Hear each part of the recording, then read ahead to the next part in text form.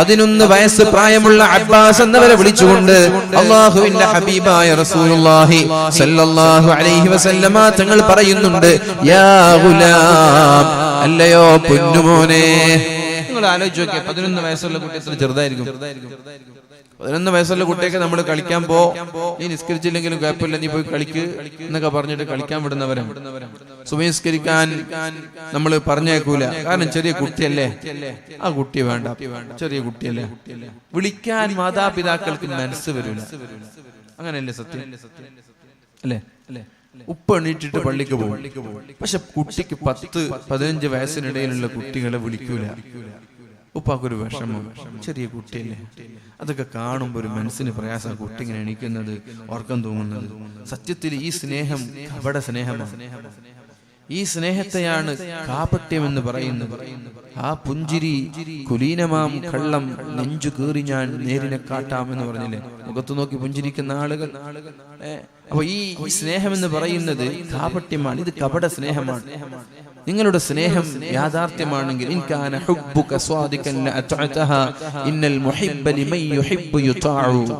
നിന്റെ സ്നേഹം സത്യമാണെങ്കിൽ നീ നിന്റെ മക്കളെ വിളിക്കും പള്ളിയിലേക്ക് പോകുമ്പോൾ.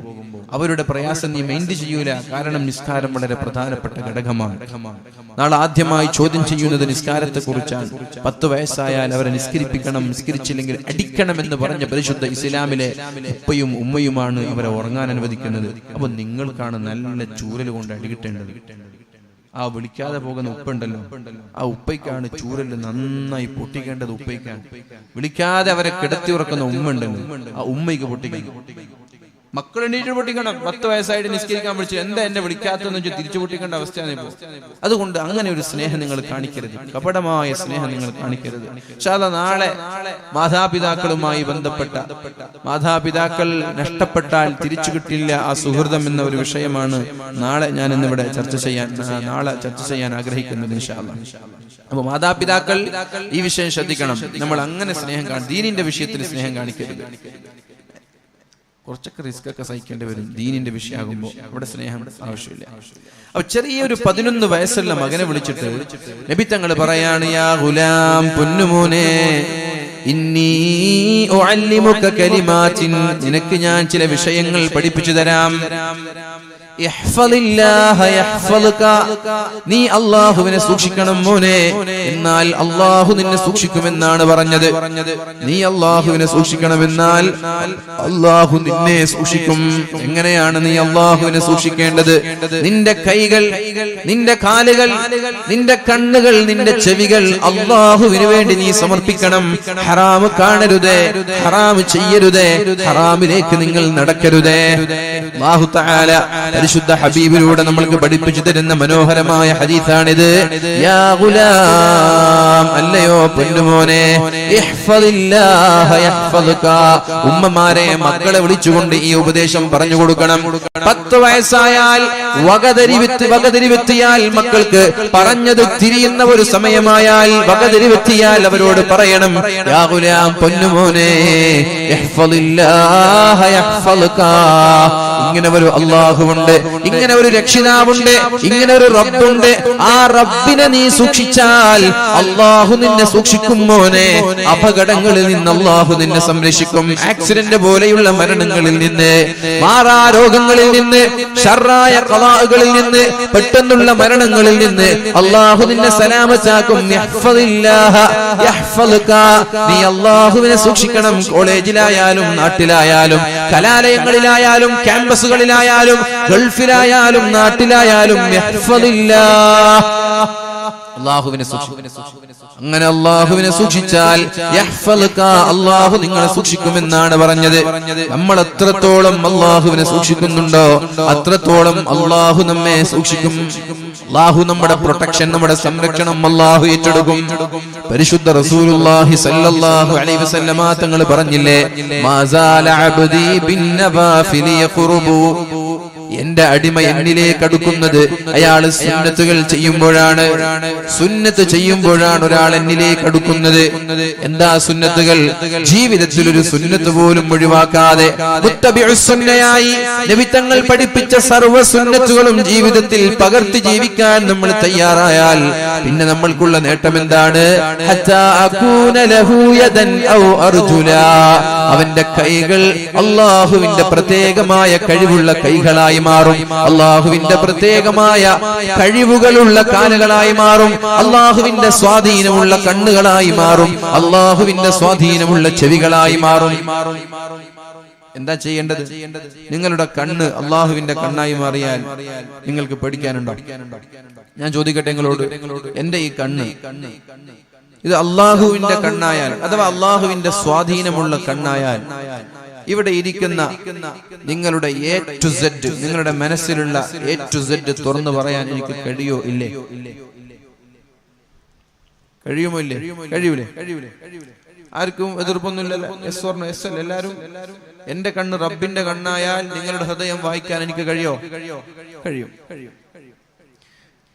എന്റെ നാവ് അള്ളാഹുവിന്റെ നാവായി മാറിയാൽ, ഈ നാവ് അള്ളാഹുവിന്റെ നാവായി മാറിയാൽ, വലിയ ഒരു ക്യാൻസർ രോഗി ഇവിടെ വന്നിട്ട് ഉസ്താദെ എനിക്ക് ദുആ ചെയ്യണം എന്ന് പറഞ്ഞു, ഞാൻ അയാളെ നോക്കിയിട്ട് ഇശ്വി എന്ന് പറഞ്ഞാൽ അയാൾക്ക് ശിഫ ലഭിക്കുമോ ഇല്ലേ?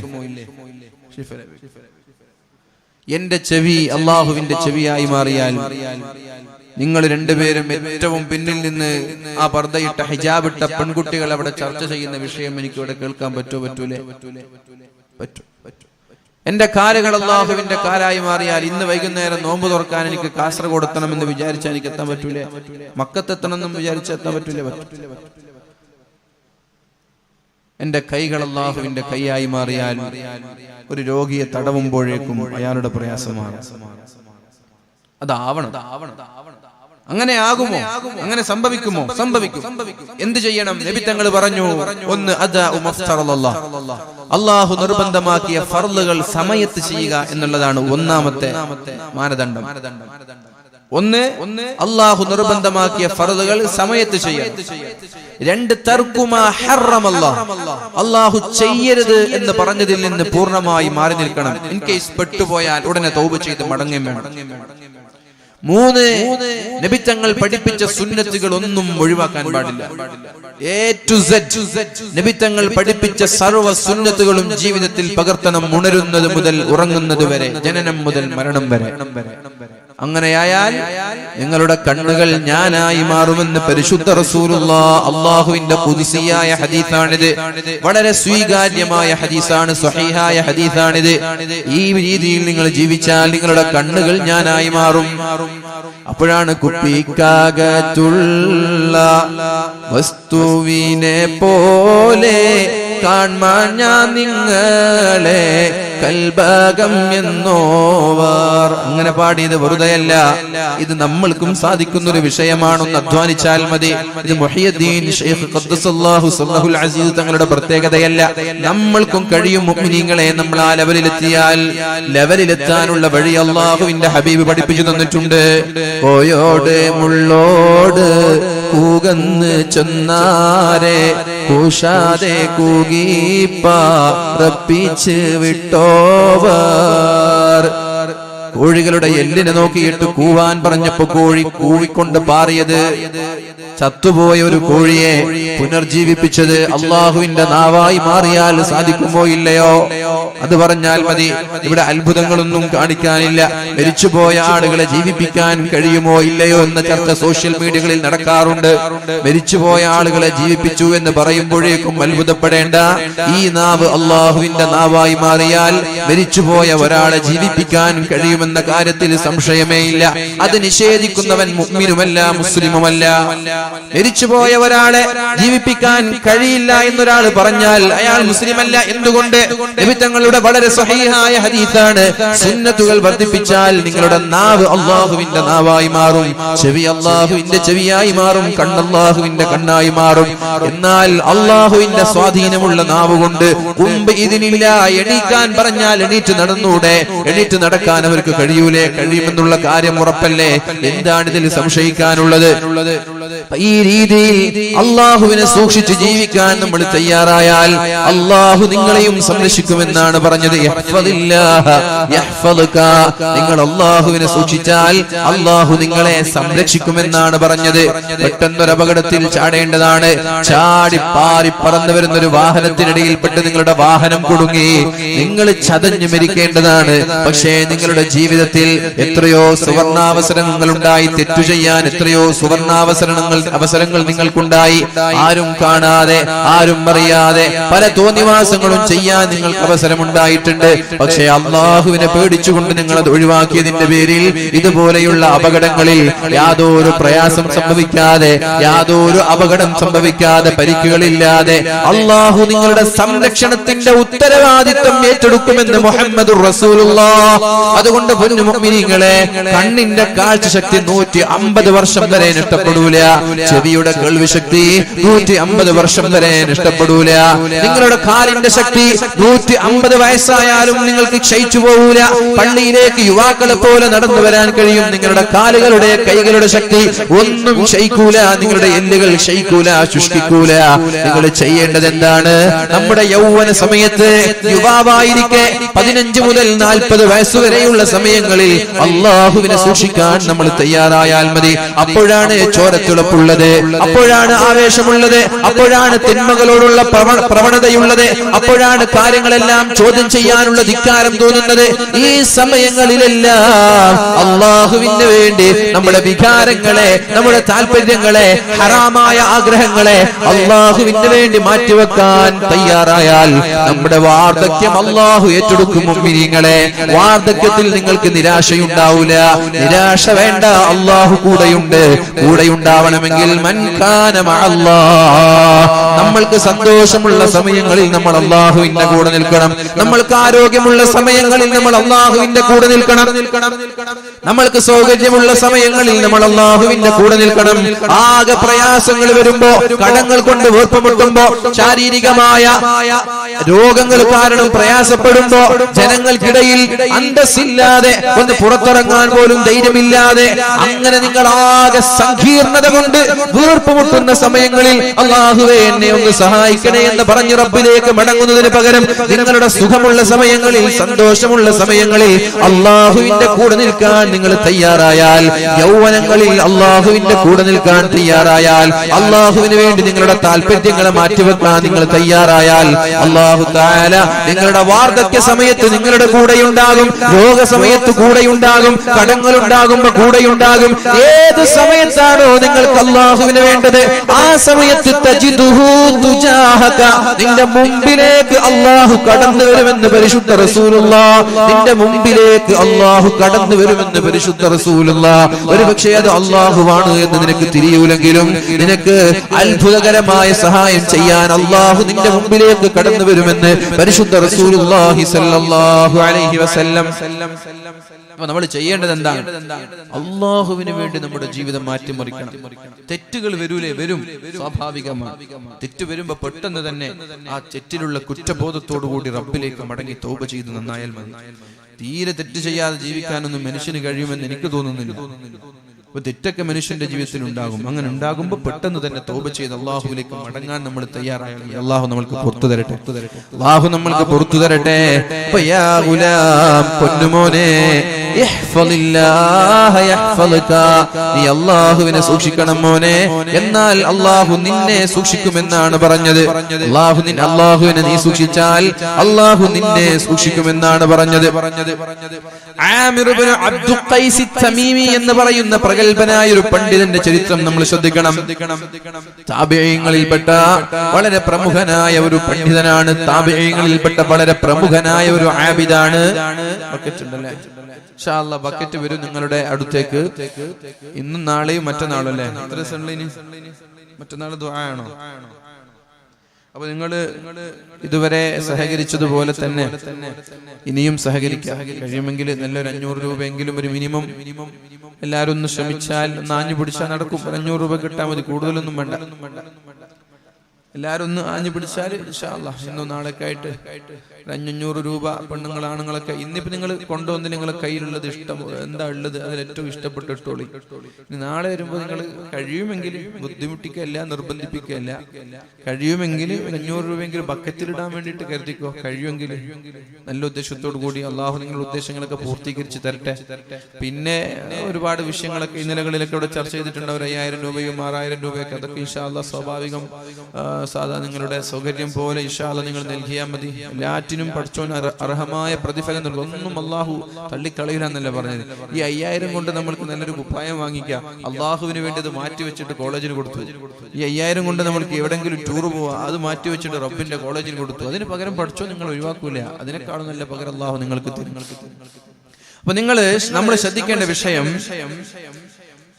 യാ ഗുലാം, അല്ലാഹുവിനെ സൂക്ഷിക്കണം എന്ന് പറയുന്നത് എങ്ങനെ? മഹാനായ ആമിർ ഇബ്നു അബ്ദു ഖൈസ് തമീമി എന്ന് പറയുന്ന താബിആയ പ്രഗൽഭനായ പണ്ഡിതൻ, ആബിദാണ്, സാഹിദാണ്, വളരെ പ്രശസ്തനായ ആബിദാണ് അദ്ദേഹം ഒരു യാത്രാ സംഘത്തിന്റെ കൂടെ യാത്ര ചെയ്തുകൊണ്ടിരിക്കുകയാണ്. ആ സമയത്ത് ഒരു വൈകുന്നേരമായപ്പോൾ എല്ലാവരും യാത്ര നിർത്തിവെക്കുകയും, സ്വാഭാവികമായി യാത്ര എന്ന് പറഞ്ഞാൽ ഒരു മരണ സമാനമാണ്. അതിന് AC ഉള്ള BMW വന്നാലും ശരി, ബെൻസ് കാറിൽ വന്നാലും യാത്രാ ക്ഷീണം തന്നെയാണ് അല്ലെ? യാത്ര ചെയ്യുന്ന ആളുകൾക്ക് അതറിയാം.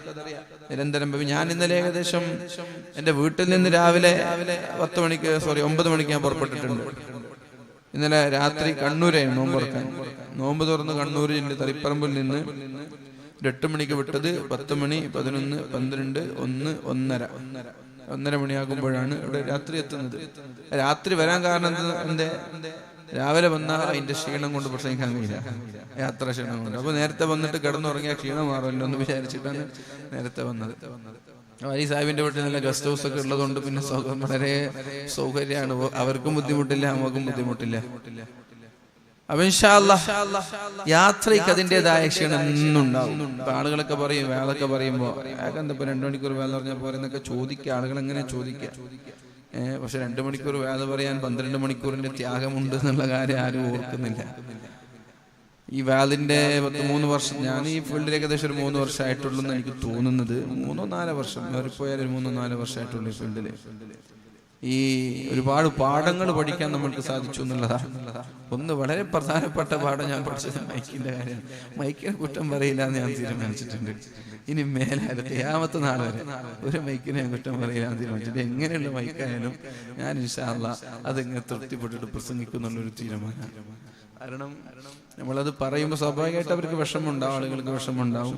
അതെന്താ പറഞ്ഞിട്ട് കാര്യമുണ്ടോ? അറിയാത്ത ആളുകളാണെങ്കിൽ, ഓപ്പറേറ്റർമാർക്ക് അറിയില്ലെങ്കിൽ ഞാൻ എത്ര പറഞ്ഞു കൊടുത്താലും അത് അറിയില്ല, അത് തിരിയില്ല. അറിയാത്ത ആളുകളാണെങ്കിൽ പിന്നെ പറഞ്ഞിട്ട് വെറുതെ നമ്മുടെ ദുഷ്പേരുണ്ടാക്കേണ്ട ആവശ്യമില്ലല്ലോ.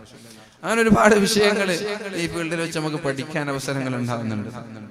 ഏതായാലും ഞാൻ നിങ്ങളോടൊക്കെ ദുആ കൊണ്ട് വസിയത്ത് ചെയ്യാണ്. അല്ലാഹു നമ്മുടെ പ്രവർത്തനങ്ങളൊക്കെ അല്ലാഹു സ്വീകരിക്കട്ടെ. ഇഖ്ലാസോടുകൂടി എല്ലാ കാര്യങ്ങളും ചെയ്യാൻ അല്ലാഹു തൗഫീഖ് ചെയ്യട്ടെ.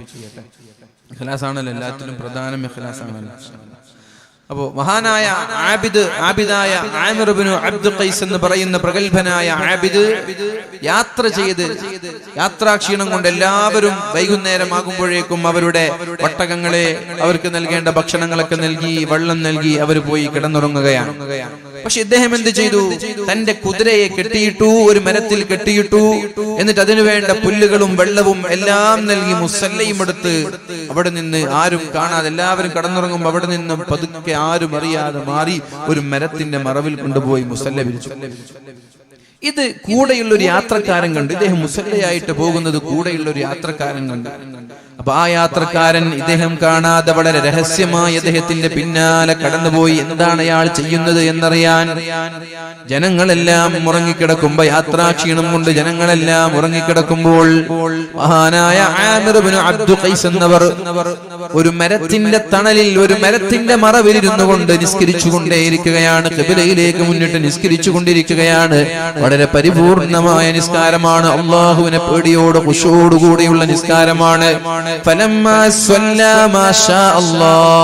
ഒരുപാട് സമയത്തെ നിസ്കാരത്തിന് ശേഷം അദ്ദേഹം അള്ളാഹുവിനോട് ദുആ ചെയ്യാൻ തുടങ്ങി. ഒരുപാട് നേരം നിസ്കരിച്ചു. സ്വാഭാവികമായി നമ്മൾക്ക് യാത്രാ ക്ഷീണം കൊണ്ട് നിസ്കരിക്കാനൊന്നും കഴിയില്ലെങ്കിലും ഇദ്ദേഹം ഒരുപാട് നേരം വളരെ വിശാലമായി ആത്മാർത്ഥമായി നിസ്കരിക്കുകയുണ്ടായി. അങ്ങനെ നിസ്കാരം കഴിഞ്ഞപ്പോൾ അദ്ദേഹം അള്ളാഹുവിനോട് ദുആ ചെയ്യുകയാണ്. അല്ലാഹുമ്മ ഇന്നി സഅൽതുക സലാസൻ, അല്ലാഹുവേ ഞാൻ നിന്നോട് 3 കാര്യങ്ങൾ ചോദിക്കുകയുണ്ടായി റബ്ബേ. ഫഅതൈതനി ഇസ്നതൈൻ, 2 നീ എനിക്ക് തന്നിട്ടുള്ളൂ. വമനഅതനി വാഹിദാ, ഞാൻ ചോദിച്ച 3 കാര്യങ്ങളിൽ 1 തരാതെ നീ തടഞ്ഞു വെക്കുന്നുണ്ടല്ലോ റബ്ബേ. എന്തിനാണ് തടയുന്നത്? 3ാമത്തെ കാര്യം കൂടി എനിക്ക് തരണേ എന്ന് അല്ലാഹുവിനോട് ദുആ ചെയ്യുകയാണ്. അല്ലാഹുവേ ഞാൻ നിന്നോട് 3 കാര്യങ്ങൾ ചോദിച്ചു. അല്ലാഹുവേ ഞാൻ നിന്നോട് 3 കാര്യങ്ങൾ ചോദിച്ചു. അതിൽ 2 നീ എനിക്ക് തരുകയുണ്ടായി, നൽകുകയുണ്ടായി. 3ാമത്തേത് നീ എനിക്ക് തന്നില്ലല്ലോ റബ്ബേ. അദ്ദേഹത്തിന്റെ നിസ്കാരം കഴിഞ്ഞപ്പോൾ എന്തോ ഒരു ശബ്ദം കേട്ടു. ഈ ചെറുപ്പക്കാരൻ പിന്നിൽ നിന്ന് മറഞ്ഞു നിന്നുകൊണ്ട് ഒളിഞ്ഞു നിന്നുകൊണ്ട് നിസ്കാരത്തെ വീക്ഷിക്കുന്ന ചെറുപ്പക്കാരനെ കാണാനിടയായി. എന്തെന്നില്ലാത്ത പേടി തോന്നി ആർക്ക്? നിസ്കാരക്കാരനായ ആബിദായ ആമിർ റളിയല്ലാഹു അൻഹുവിന് എന്തെന്നില്ലാത്ത പേടി തോന്നി. പിന്നിലൊരാളെ കണ്ടപ്പോ പേടിച്ചു വിറച്ചുപോയി. എന്നിട്ട് അദ്ദേഹത്തോട് പറഞ്ഞു, ദയവ് ചെയ്ത് എന്നിൽ നിന്ന് കണ്ടത് നീ ആരോടും പറയരുതേ, നീ അത് മറച്ചു വെക്കണമെന്ന് പറഞ്ഞു. എന്താ കണ്ടത്? നിസ്കരിക്കുന്ന കണ്ടത്, അതാ മറച്ചു വെക്കാൻ പറയുന്നത്. നമ്മളൊക്കെ വേഗം പറയും, ഒരു സെൽഫി ഒരു ഫോട്ടോ എടുത്തിട്ട് വേഗം ഫേസ്ബുക്കിൽ അപ്ലോഡ് ചെയ്യുന്നു. ഉസ്താദ് വേദന വന്നല്ലേ രാത്രി 2 മണിക്ക് വെച്ചിട്ട് നിസ്കരിക്കുന്നത്, എന്നാ പിന്നെ മാർക്കറ്റ് ഉണ്ടാവുമല്ലോ. അങ്ങനെ മാർക്കറ്റ് ഉണ്ടാക്കുന്ന കാരാണ് എല്ലാറ്റിനും. അപ്പൊ ഇദ്ദേഹം പറഞ്ഞു, ആരും കാണാതെ ഞാൻ നിസ്കരിച്ചത് നീ ഒളിഞ്ഞു നിന്ന് നോക്കിയല്ലേ, ഉസ്തൂർ നീ മറച്ചു വെക്കണം, ഒരാളോടും നീ പറയരുത്. ഞാൻ നിസ്കരിക്കുന്നത് കണ്ടത് ദയവ് ചെയ്ത് നീ ഒരാളോടും പറയരുത്, ആരെയും നീ അറിയിക്കരുത്, അള്ളാഹുവിന് സത്യം ചെയ്തുകൊണ്ട് ഞാൻ പറയാം. അപ്പോഴേക്കും ആ മനുഷ്യൻ പറഞ്ഞു, വല്ലാഹി ലാ അസ്തുറു അലൈക്, അള്ളാഹുവാണേ സത്യം ഞാൻ മറച്ചു വെക്കൂല. ഞാൻ പറയും, എല്ലാവരോടും പോയി പറയും, നിങ്ങൾ നിസ്കരിക്കുന്നത് കണ്ടത് ഞാൻ എല്ലാവരോടും പോയി പറയും. ഇല്ലാ അൻ തുഖ്ബിറനി മാ ഹാദിഹി ദഅവാത്, നിങ്ങൾ ആ പ്രാർത്ഥിച്ച 3 പ്രാർത്ഥനകൾ എന്താണ് എന്ന് എന്നോട് പറയാതെ ഞാനിത് മറച്ചു വെക്കാൻ തയ്യാറല്ല. നിങ്ങൾ 3 കാര്യം അള്ളാഹുവിനോട് ചോദിച്ചു എന്ന് പറഞ്ഞില്ലേ, ആ 3 കാര്യങ്ങൾ എന്തൊക്കെയാണെന്ന് പറയണം, ഇല്ലെങ്കിൽ ഞാൻ എല്ലാം പറയുമെന്ന് പറഞ്ഞു. അപ്പൊ അദ്ദേഹം പറഞ്ഞു, ഞാൻ നിന്നോട് പറഞ്ഞു തന്നാൽ നീ അത് മറച്ചു വെക്കുമോ? ഞാൻ മറച്ചു വെച്ചോളാം എന്ന് പറഞ്ഞു. അപ്പോഴാണ് മഹാനായ ആമിർ റളിയല്ലാഹു അൻഹു പറഞ്ഞത്, അമ്മൽ ഊലാ, ഒന്നാമതായി ഞാൻ അള്ളാഹുവിനോട് ദുആ ചെയ്തത്, അയ്യദ്ഹബ മിൻ ഖൽബി ഫിത്നത്തുൻ നിസാ, സ്ത്രീകളോടുള്ള സ്ത്രീകളുടെ ഫിത്നയിൽ നിന്ന് എന്നെ നീ കാക്കണേ അല്ലാ എന്ന് ഞാൻ ദുആ ചെയ്യുകയുണ്ടായി. സ്വാഭാവികമായി ആളുകൾ പലപ്പോഴും പെട്ടുപോകുന്നത് സ്ത്രീകളുടെ ഫിത്നയിൽ നിന്നാണ്. പലപ്പോഴും പലരും പെട്ടുപോകുന്നത്. എത്രയോ വർഷം മഹല്ലുകളിൽ ജോലി ചെയ്ത ഉസ്താദുമാർ, എത്രയോ വർഷം രാഷ്ട്രത്തിന് നമ്മുടെ നാടിന്റെ നേതൃത്വം നൽകിയ മന്ത്രിമാർ, എംഎൽഎമാർ, രാഷ്ട്രീയ നേതാക്കൾ, സംഘടനാ നേതാക്കൾ, അധ്യാപകന്മാർ എന്നിങ്ങനെ എത്ര ആളുകൾ സ്ത്രീകളുടെ ഫിത്ന കാരണം അഭിമാനം നഷ്ടപ്പെട്ട് മുഖം നോക്കി നടക്കാൻ കഴിയാതെ സ്വന്തം വീടിനകത്തളങ്ങളിൽ ഒറ്റയ്ക്ക് കൂടി ആരും കാണാതെ ആരും അറിയാതെ ഇരിക്കേണ്ട ഗതികേട് വരുന്നുണ്ട്. സമുദായത്തിൽ നിന്നുള്ള അവരുടെ സ്ഥാനം നഷ്ടപ്പെടുന്നുണ്ട്. എന്താ കാരണം? ഏതെങ്കിലും ഒരു പെണ്ണിന്റെ മെസ്സേജ് ആയിരിക്കും, ഏതെങ്കിലും ഒരു പെണ്ണിന്റെ ചാറ്റിങ്ങുകളായിരിക്കും, ഏതെങ്കിലും ഒരു പെണ്ണിന്റെ വീഡിയോ കോളുകൾ, ഏതെങ്കിലും ഒരു പെണ്ണുമായുള്ള അവിഹിത ബന്ധങ്ങള്, കല്യാണം കഴിച്ചവരാണ്, ഭാര്യയുണ്ട്, മക്കളുണ്ട്. ഇതിനെല്ലാം പുറമെ മറ്റേതെങ്കിലും പെണ്ണുകൾ വെറുതെ തമാശയ്ക്ക് തുടങ്ങിയതാണ്, സംശയം ചോദിച്ചു തുടങ്ങിയതാണ്, മസ്അല ചോദിച്ചു തുടങ്ങിയതാണ്, ഫത്വ ചോദിച്ചു തുടങ്ങിയതാണ്. അങ്ങനെ തുടങ്ങി അവസാനം പ്രണയത്തിലേക്ക് എത്തി, അവിഹിത ബന്ധങ്ങളിലേക്ക് വരെ എത്തിപ്പെട്ടുകൊണ്ട് ജീവിതത്തിന്റെ അവരുടെ അന്തസ്സ് നഷ്ടപ്പെട്ടു പോകുന്ന എത്രയോ ആളുകളുണ്ട്. പൊതുവെ എല്ലാവരുടെയും അന്തസ്സ് നഷ്ടപ്പെടുന്നത് സ്ത്രീകളുമായി ബന്ധപ്പെട്ട വിഷയത്തിലാണ്. അതുകൊണ്ട് അല്ലാഹുവേ, സ്ത്രീകളുമായുള്ള എല്ലാ ഫിത്നയിൽ നിന്നും എന്നെ നീ കാക്കണേ അല്ലാ. അല്ലാഹുവേ, ഫിത്നത്തുൻ നിസാഇൽ നിന്ന് എന്നെ നീ കാക്കണേ അല്ലാ എന്ന് ഞാൻ അല്ലാഹുവിനോട് ദുആ ചെയ്തു. ആ ദുആഇന്റെ പിറ്റേ ദിവസം തന്നെ മാ ഉബാലി ജിദാറൻ ഒരു മതില് കാണുന്നതും ഒരു ചുമര് കാണുന്നതും ഒരു കല്ല് കാണുന്നതും ഒരു പെണ്ണിനെ കാണുന്നതും എനിക്കൊരുപോലെയാണ്. പെണ്ണിനോട് പ്രത്യേകമായ വികാരമില്ല, പെണ്ണിനോട് പ്രത്യേകമായ താല്പര്യമില്ല. ഒരു മരം കാണുന്നതും പെണ്ണിനെ കാണുന്നതും ഒരുപോലെയാണ്. അള്ളാഹുവിന്റെ ദുആഇനെ സ്വീകരിക്കുകയുണ്ടായി. മുഅ്മിനീങ്ങളെ ദുആ ചെയ്യണം. പലരും പരാജയപ്പെട്ടു പോകുന്ന മേഖലയാണ്. അല്ലാഹു തആല ഇത്തരം ഫിത്നകളിൽ നിന്ന് നമ്മെ അല്ലാഹു കാത്തു സലാമത്താകട്ടെ. രണ്ടാമത്തെ വിഷയം എന്ന് പറയുന്നത് ഫദഅഉതുല്ലാഹ തആല അയ്യദ്ഹബ മിൻ ഖൽബി മഖാഫത റിജാൽ. ഒരാളെയും പേടിക്കാതെ, കമ്മിറ്റി ഭാരവാഹികളെ പേടിക്കാതെ, രാഷ്ട്രീയ നേതാക്കന്മാരെ പേടിക്കാതെ, പറയേണ്ടത് പറയാൻ, ചെയ്യേണ്ടത് ചെയ്യാൻ, അല്ലാഹുവിനെ അല്ലാതെ വേറെ ഒരാളെയും പേടിക്കാതെ ജീവിക്കാൻ അല്ലാഹുവേ എനിക്ക് നീ അവസരം നൽകണമെന്ന് ഞാൻ അല്ലാഹുവിനോട് ദുആ ചെയ്തു. ഞാൻ പേടിക്കുന്നത് നിന്നെ മാത്രം, വേറെ രണ്ടാമതൊരാളെ എനിക്ക് പേടിക്കാനില്ല റബ്ബേ, നിന്നെ മാത്രം പേടിച്ചാൽ മതി, അതെനിക്ക് നീ തരണം എന്ന് അല്ലാഹുവിനോട് ഞാൻ ദുആ ചെയ്തപ്പോൾ ഫവല്ലാഹി മാ അസ്ബഹതു അഖാഫു ഇല്ലല്ലാഹ്, ഇന്നെനിക്ക് അല്ലാഹുവിനെ അല്ലാതെ വേറെ ഒരാളെയും പേടിയില്ല. എന്ത് പറയാനും എന്ത് ചെയ്യാനും എനിക്ക് പേടിയില്ല. മൂന്നാമതായി ഞാൻ ചോദിച്ച് അല്ലാഹു എനിക്ക് ഉത്തരം നൽകാത്തത് അല്ലാഹു ഉത്തരം നൽകാത്ത മൂന്നാമത്തെ പ്രാർത്ഥന ഞാൻ അല്ലാഹുവിനോട് ദുആ ചെയ്തു. ഫദഅഉതുല്ലാഹ അയ്യുദ്ഹിബ അന്നി സിനതൻ നൗമി ഹത്താ അഅബുദല്ലാഹ ഉമ്മി കുല്ലഹ്. എന്റെ സകല സമയവും അല്ലാഹുവിന് വേണ്ടി ആരാധിക്കാൻ, അല്ലാഹുവിന് വേണ്ടി ഇബാദത്ത് ചെയ്യാൻ, ഒരുപോലെ ഉറങ്ങാതെ സർവ്വ സമയവും എനിക്ക് ഇബാദത്ത് ചെയ്യാൻ വേണ്ടി എന്നിൽ നിന്ന് ഉറക്കിനെ ഉയർത്തണേ എന്ന് ഞാൻ അല്ലാഹുവിനോട് ദുആ ചെയ്തു. എനിക്ക് ഉറക്ക് വേണ്ട, രാത്രി ഉറങ്ങാൻ എന്നെ അനുവദിക്കരുത്, പകലിലും ഉറങ്ങാൻ എന്നെ അനുവദിക്കരുത്. എന്റെ ജീവിതത്തിൽ എനിക്ക് ഉറക്ക് എന്ന് പറയുന്ന ആ ഒരു സുഖം വേണ്ടേ വേണ്ട, എടുത്തു മാറ്റണേ അല്ലാ എന്ന് ഞാൻ ദുആ ചെയ്തിട്ട് അല്ലാഹുവേ നീ എന്തേ എനിക്ക് ഉത്തരം തരാത്തത്, അല്ലാഹുവേ നീ എന്തേ എനിക്ക് ഉത്തരം തരാത്തത്, എനിക്ക് ഉറങ്ങാതെ നിന്നെ ആരാധിക്കണം അല്ലാ. ഇവരെങ്ങനെ ഇപ്പൊ നിസ്കരിക്കുന്നുള്ളൂ നിങ്ങൾക്കറിയാം. എല്ലാരും ഉറങ്ങിക്കിടക്കുന്ന സമയത്ത് രാത്രി സുബഹി വരെ നിസ്കരിച്ചു, ഉറങ്ങാതെ നിസ്കരിച്ചു. സുബഹി വരെ, സുബഹി നിസ്കാരം കഴിഞ്ഞിട്ട് വീണ്ടും ദിക്ർ ചെല്ലാൻ വേണ്ടി ഒരൽപ്പം മാറി നിന്നു. അങ്ങനെയുള്ള ഒരു മനുഷ്യന്റെ പടച്ചോനോട് പറയുന്നത്, എന്റെ പടച്ചോൻ എനിക്ക് ദുആ ചെയ്തിട്ട് ഉത്തരം തരാത്തത്, അല്ലാഹുവേ എനിക്കെന്തേ നീ ഉത്തരം തരാത്തത്, എനിക്ക് ഉറങ്ങാതെ നിന്നെ ആരാധിക്കണം, അതുകൊണ്ട് എനിക്ക് ഉറക്കം നീ നൽകല്ല റബ്ബേ. മഹാനായ ഉമർ ഇബ്നുൽ ഖത്താബ് റളിയല്ലാഹു അൻഹുവിനെ കുറിച്ച് ചരിത്രങ്ങളിൽ കാണാം, അവസാന 2 വർഷം ഉറങ്ങിയിട്ടില്ല. അവസാന 2 വർഷം ഉമർ റളിയല്ലാഹു അൻഹുവിന്റെ അവസാന 2 വർഷം ഉറങ്ങിയിട്ടില്ല. അപ്പൊ ആളുകൾ ചോദിച്ചു, അല്ലയോ ഉമർ എന്നവരെ നിങ്ങൾക്ക് രാത്രി ഉറങ്ങിക്കൂടെ, നിങ്ങളിങ്ങനെ ഉറങ്ങാതെ നടന്നാൽ ക്ഷീണിച്ചു പോകില്ലേ എന്ന് ചോദിച്ചു. അപ്പൊ ഉമർ റളിയല്ലാഹു അൻഹു പറഞ്ഞു, ഞാനിങ്ങനെ രാത്രി ഉറങ്ങിയാൽ ഇവിടെ ഒരുപാട് ആളുകൾ നമ്മുടെ നാടിലൂടെ കടന്നു പോകും, നാട്ടിലുണ്ട്, പാവങ്ങളുണ്ട്, ഇവർക്കൊക്കെ ആര് കാവൽ നിൽക്കും? ഞാൻ ഉറങ്ങിയാൽ ആരാ കാവൽ നിൽക്കുക? ഞാനും കൂടി ഉറങ്ങിയാൽ പിന്നെ എല്ലാവരും ഉറക്കത്തിലാവൂലേ, എന്തെങ്കിലും സംഭവിച്ചാൽ ഞാനല്ല ഉത്തരവാദി, അതുകൊണ്ടാണ് ഞാൻ രാത്രി ഉറങ്ങാത്തതെന്ന്. എന്നാൽ രാവിലെ ഒരല്പം ഉറങ്ങിക്കൂടെ? രാവിലെ ഞാൻ അങ്ങനെ ഉറങ്ങാം. ഒരുപാട് ആളുകൾ എന്നെ പ്രതീക്ഷിച്ചുകൊണ്ട്, എന്നെ അന്വേഷിച്ചുകൊണ്ട് വരൂലേ, ഒരുപാട് ആളുകൾ വരൂലേ, പള്ളിയിലെ ഖത്തീബിന്റെ അടുത്തേക്ക് വരൂലേ, ഖാദിയാറെ കാണാൻ വരൂലേ. ഖാദിയാർ ഉറങ്ങുകയാണെങ്കിൽ ആളുകൾക്ക് ബുദ്ധിമുട്ടല്ലേ? പലപ്പോഴും അനുഭവിക്കുന്ന വലിയൊരു പ്രയാസമാണ് ഹോസ്പിറ്റലിൽ പോയാലുള്ള പ്രയാസം. ഡോക്ടർമാര് ടോക്കൺ കൊടുക്കും, 9 മണിക്ക് വാ, ഇത്ര ടോക്കൺ ആണെന്നൊക്കെ പറഞ്ഞിട്ട് 9 മണിക്ക് പോകും. 9 മണിക്ക് പേഷ്യന്റ് എവിടെ എത്തിയാൽ ഡോക്ടർമാർ അവിടെ എത്തും. ഡോക്ടർമാർ എത്തണമെങ്കിൽ 11 മണി. അപ്പൊ ഈ കൊടുത്ത ടോക്കണുകളൊക്കെ കാത്തിരിക്കും എത്ര മണി വരെ? 11 മണി വരെ.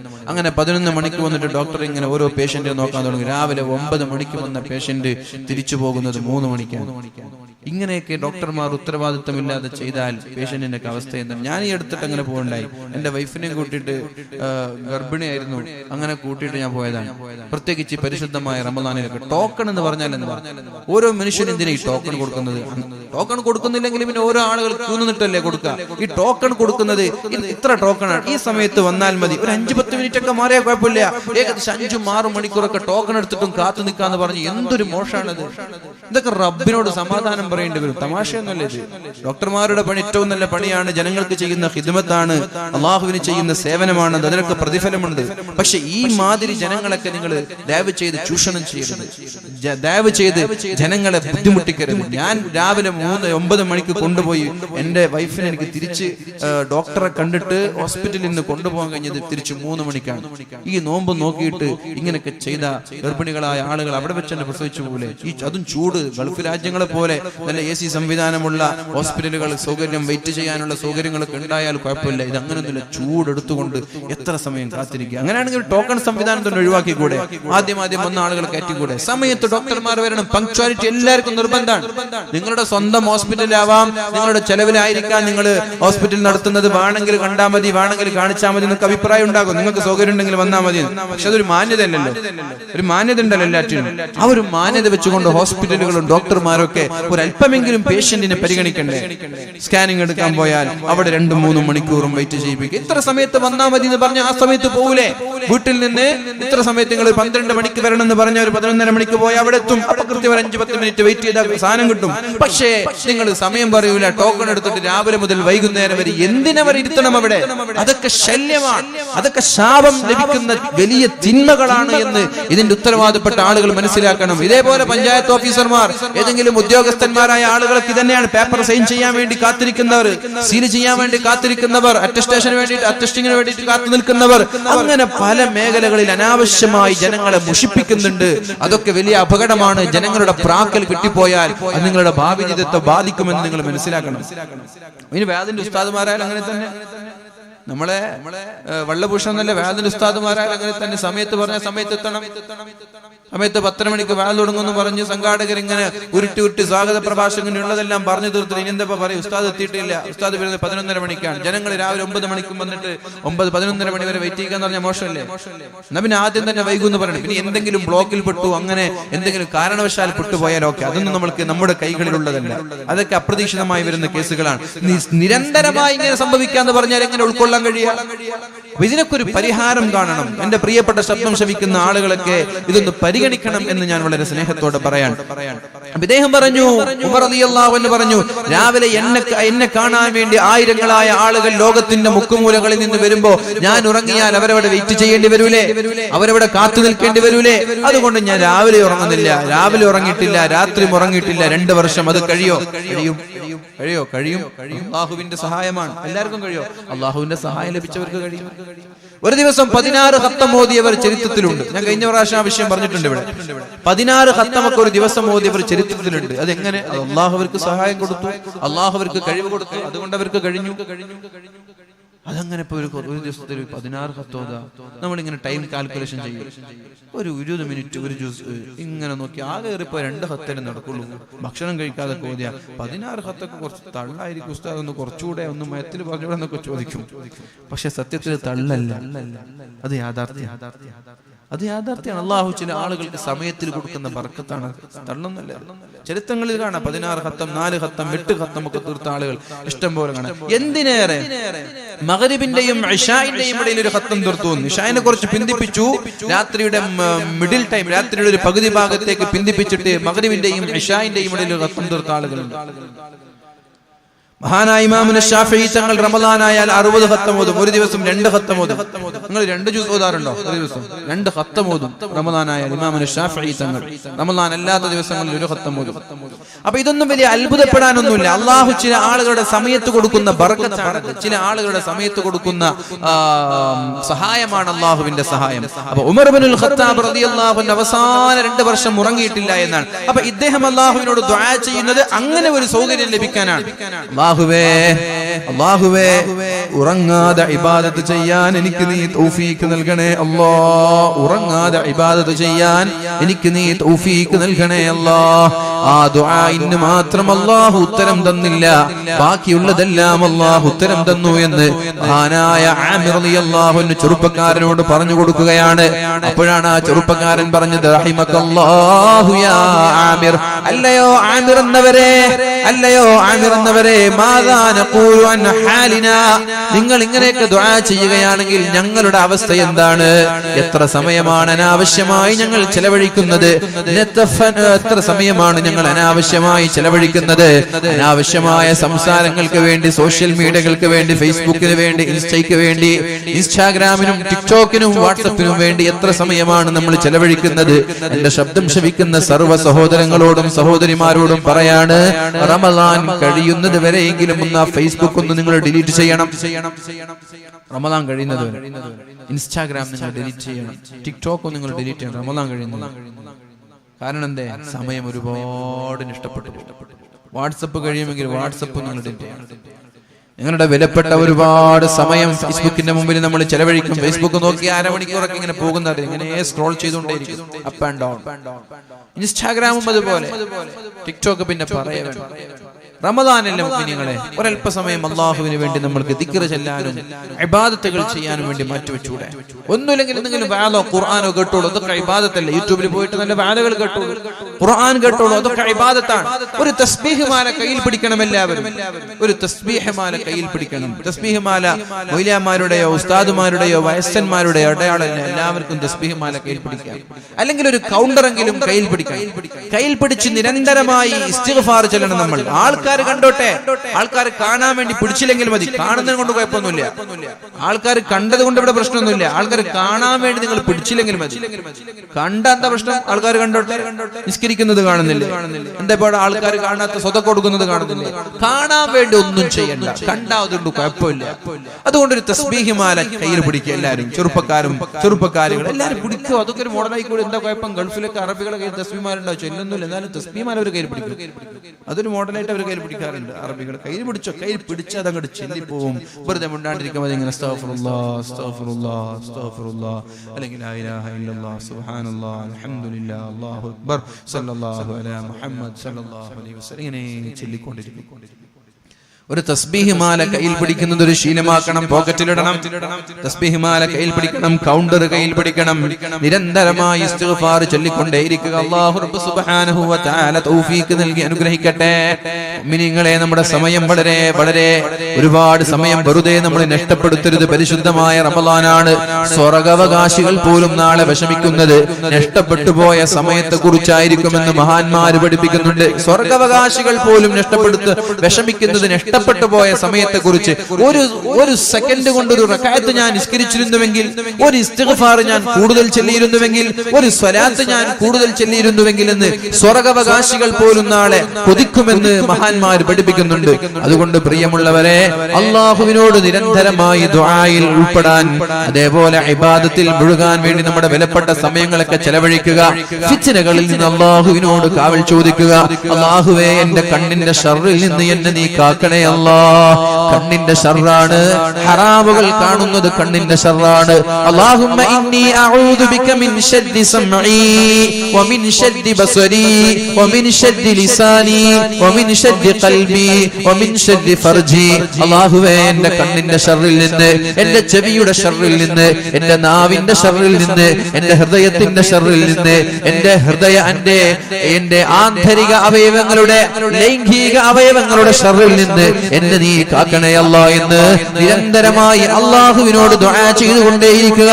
ഈ ദുആ പരിശുദ്ധ റസൂലുള്ളാഹി സ്വല്ലല്ലാഹു അലൈഹി വസല്ലം പഠിപ്പിച്ച പ്രാർത്ഥനയാണ്. ഒരിക്കലൊരു സഹാബി സുലൈം റളിയല്ലാഹു അൻഹു അല്ലാഹുവിന്റെ ഹബീബിന്റെ സമീപത്തേക്ക് കടന്നു വന്നിട്ട് ചോദിച്ചു, നബിയേ, എന്തിൽ നിന്നാണ് ഞാൻ അല്ലാഹുവിനോട് അഭയം തേടേണ്ടത്? നബി തങ്ങൾ പറഞ്ഞു, നിന്റെ കണ്ണിന്റെ ശർറിൽ നിന്ന് നീ അല്ലാഹുവിനോട് അഭയം തേട്. കണ്ണുകൊണ്ട് ഹറാമ കാണും, ഹറാമായ അന്യ സ്ത്രീകളെ കാണാം, അന്യ പുരുഷന്മാരെ കാണാം, ഹറാമായ വീഡിയോകൾ കാണാം, ഹറാമായ ടെക്സ്റ്റുകൾ, ഹറാമായ ഇമേജുകൾ, ഇതൊക്കെ കാണാൻ സാധ്യതയുള്ളത് കൊണ്ട് തന്നെ അല്ലാഹുവേ, എന്റെ കണ്ണിന്റെ ശർറിൽ നിന്ന് നീ എന്നെ കാക്കണേ എന്ന് ദുആ ചെയ്യേ. മഹാനായ ആമിർ റളിയല്ലാഹു അൻഹു ദുആ ചെയ്തത് ഫിത്നത്തുൻ നിസാ, സ്ത്രീകളുടെ ഫിത്നയിൽ നിന്ന് എന്നെ നീ കാക്കണേ അല്ലാഹ്. അങ്ങനെ നിരന്തരമായി ദുആ ചെയ്യുക. അല്ലാഹു തആല എല്ലാ ആളുകളെയും അല്ലാഹു സലാമത്താക്കട്ടെ. ചെവിയുടെ ശർറ് എന്താണ്? ഹറാം കേൾക്കുന്നത്. ഗീബത്തുകളും നമീമത്തുകളും നിരന്തരമായി കേൾക്കുന്നത്, കേൾക്കാൻ പാടില്ലാത്ത അശ്ലീല വർത്തമാനങ്ങൾ കേൾക്കുന്നത്, അല്ലാഹുവേ നീ ഞങ്ങളെ കാക്കണേ അല്ലാ. അല്ലാഹുവേ ഞങ്ങളുടെ നാവിന്റെ ശർറിൽ നിന്ന് നീ ഞങ്ങളെ കാക്കണേ അല്ലാ. കളവ് പറയാതെ, ഗീബത്ത് പറയാതെ, നമീമത്ത് പറയാതെ, ആരോപണങ്ങൾ ഉന്നയിക്കാതെ നല്ലത് മാത്രം പറഞ്ഞ് ഇസ്തിഗ്ഫാർ ചൊല്ലി പരിശുദ്ധമായ ഖുർആൻ ഓതി ജീവിക്കാൻ ഞങ്ങൾക്ക് തൗഫീഖ് നൽകണേ അല്ലാ. അല്ലാഹുവേ ഞങ്ങളുടെ ഹൃദയത്തിന്റെ ശർറിൽ നിന്ന് നീ ഞങ്ങളെ കാക്കണേ അല്ലാ. വേണ്ടാത്ത ചിന്തകളിൽ നിന്ന് നീ ഞങ്ങളെ കാക്കണേ റബ്ബേ. അല്ലാഹുവേ ഞങ്ങളുടെ ലൈംഗിക അവയവങ്ങൾ ഹലാലായ രീതിയിലല്ലാതെ ഹറാമിൽ നിന്ന് നീ ഞങ്ങളെ കാക്കണേ അല്ലാ. അല്ലാഹുവിനോട് നിരന്തരമായി ദുആ ചെയ്യൂ മുഅ്മിനീങ്ങളെ. തെറ്റ് പൊറുക്കാൻ വേണ്ടി മാത്രം ദുആ ചെയ്താൽ പോരാ, തെറ്റ് വരാതിരിക്കാനും ദുആ ചെയ്യണം. തെറ്റ് പൊറുക്കാൻ വേണ്ടി മാത്രം ദുആ ചെയ്താൽ പോരാ, തെറ്റ് വരാതിരിക്കാനും ദുആ ചെയ്യണം. അതും വേണ്ടേ? പടച്ചോൻ തൗഫീഖ് ചെയ്താലേ ഇതൊക്കെ സാധിക്കുള്ളൂ. അല്ലാഹുവിന്റെ തൗഫീഖ് ഇല്ലെങ്കിൽ നമ്മൾക്ക് തെറ്റ് ചെയ്യാതിരിക്കാൻ കഴിയോ? യൂസുഫ് നബി അലൈഹിസ്സലാമിനെ കുറിച്ച് എന്താ പറഞ്ഞത്? ലൗലാ അൻ റഅ ബുർഹാന റബ്ബി, പടച്ച റബ്ബിന്റെ തൗഫീഖ് ഉള്ളത് കൊണ്ടാണ് അവിടെ രക്ഷപ്പെട്ടത്. ആ തൗഫീഖ് നമ്മൾക്ക് വേണം. അപ്പോൾ അല്ലാഹുവിനോട് ആ തൗഫീഖിന് വേണ്ടിയിട്ട് ദുആ ചെയ്യണം.